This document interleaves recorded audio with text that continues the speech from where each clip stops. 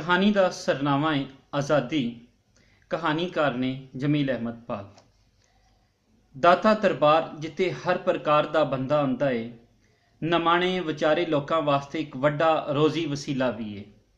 बहुत सारे तां मुफ्त दी खान भी इत्थे आउंदे ने, पर बहुत सारे मेहनत कश भी होंदे ने। इन्हां विच ही कुछ लोग अजिहे होंदे ने ਜਿਹੜੇ चिड़ी मार अखवांदे ने। ਉਹ चिड़ियां नूं दाणे ਦਾ लालच दे के जंगलों तो फड़ लियाउंदे ने ते वड्डे सारे जाल विच पा के सड़क कंढे बह रहिंदे ने। तरस खान वाले लोग उन्हां कोलों चिड़ियां खरीदते ने ते फिर आज़ाद करके सवाब कमाते ने।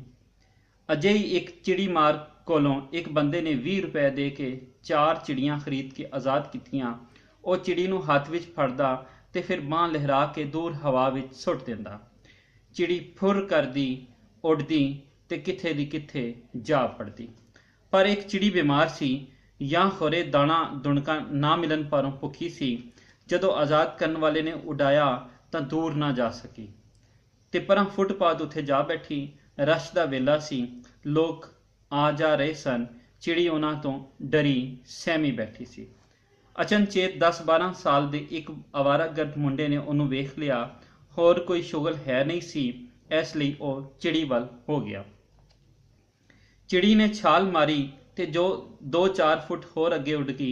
मुंडा मगर मगर सी। चिड़ी ने फिर निक्की जी उड़ान भरी। मुंडे ने भी ओनी को छाल मारी। चिड़ी फिर उड़ी। मुंडा अजे भी पिछे सी। लोग आ जा रहे सन। डरी सहमी चिड़ी लई नसना बहुत मुश्किल सी। उन्हें हिम्मत की ते फिर एक लम्मी उड़ान भरी, पर मुंडा भी हिम्मत वाला सी। ਉਹ ਉਹਦੇ मगर मगर ਰਿਹਾ। अखीर मुंडे ने अपने मोढे उत्तों कपड़ा फड़ के चिड़ी उत्ते सुटिया ते ਉਹਨੂੰ काबू कर लिया। चिड़ी ਦਾ दिल धक कर रहा सी। ਉਹਦੇ ਮੂੰਹ ਵਿੱਚੋਂ चीं चीं ਦੀ ਵੀ ਨਾ ਨਿਕਲ ਸਕੀ। चिड़ी ਨੂੰ ਫੜ ਕੇ ਮੁੰਡਾ ਪਰਤਿਆ। जाल वाला ਉੱਥੇ ਹੀ ਬੈਠਾ ਹੋਇਆ ਸੀ। ਮੁੰਡਾ ਉਹਦੇ ਕੋਲ ਆਇਆ ਤੇ ਉਹਨੇ चिड़ी ਨੂੰ ਵਾਪਸ जाल वाले ਦੇ ਹੱਥ 2 रुपए ਦਾ ਵੇਚ ਦਿੱਤਾ।